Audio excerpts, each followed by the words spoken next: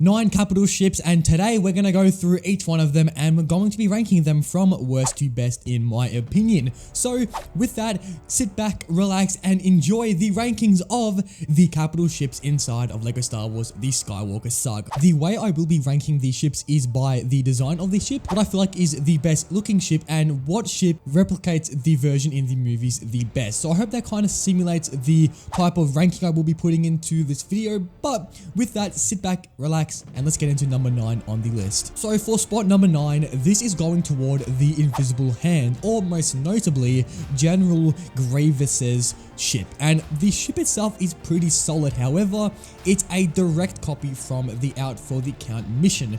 I would have liked if they added more custom rooms for the ship because it feels really plain and basic, but this ship has a pretty nice design. I really like the cool Easter eggs you can find on this ship, especially the droids dancing in the storage room. I also really liked how they added Emperor Palpatine's chair in the Count Dooku room. I don't know what to call it, but we're gonna call it that. It's just there, you can actually sit on the chair. If you didn't know, you can actually sit down on this chair and act like you're Emperor Palpatine. That's a really sick thing I like about this ship, and overall, it's a great ship, but it just feels like a direct copy from Out for the Count. So, good ship, but if they added more rooms, I may have ranked it higher on the list. So for spot number 8, this is going toward the Death Star 2. This is a decent capital ship, but I feel like the original Death Star does it better.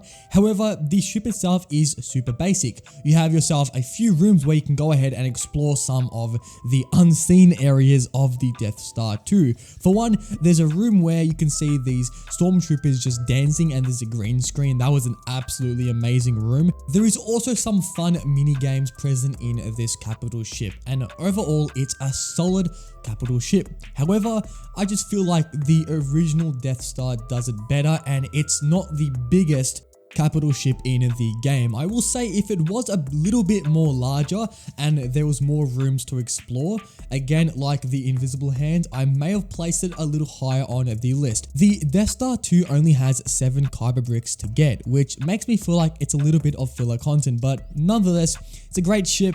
However, some of the later ships just have more stuff to do, so it's going in as my number 8 spot. Now let's move into spot number 7. So heading into spot number 7, this is going to go toward the Trade Federation battle ship. This is the first area you go to in the Skywalker Saga. You come here, you go toward the planning room, and then you obviously do the negotiation mission. The capital ship itself is just really stunning. The graphics in this game, again, just really are top tier, and I really enjoy in this battleship how there are just battle droids all around the ship doing maintenance and just doing their jobs, and it really gives the ship a certain character that not many of the other ships have. Obviously, there are battle droids throughout the game, but I really enjoy how there's just a bunch of added details that make this ship super good. And I also really enjoy the design of the Trade Federation ship. Definitely one of the most stunning visuals in the Skywalker Saga. Alright, heading into spot number 6, this is going toward the Vulminatrix. This is one of the dreadnoughts from the First Order, and I really love the design of the ship. It's super clean, and inside the ship, the corridors are just really lit up, and it's a super visually pleasing ship. If you didn't know, some of the capital ships have boss fights when you first try and take over the ship, and this one is a decent boss fight.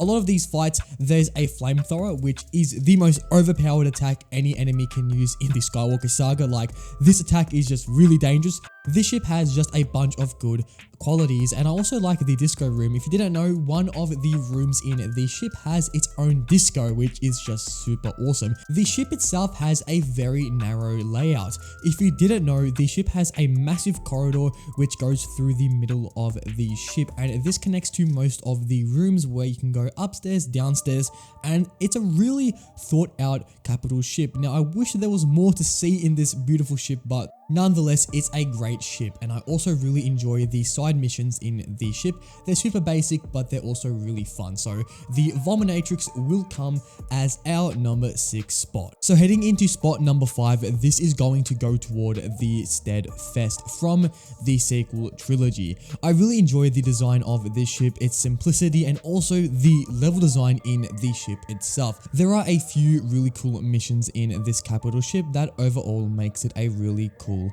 ship. I also really enjoy the design with 2 corridors leading toward 2 different areas of the ship. The Steadfast is a solid capital ship. The only thing I will say about it is I wish that there was more areas to explore in the capital ship itself, and this will go to most of the rankings in this video and this is that some of the capital ships feel a little bit small, and that's not really the biggest complaint I have.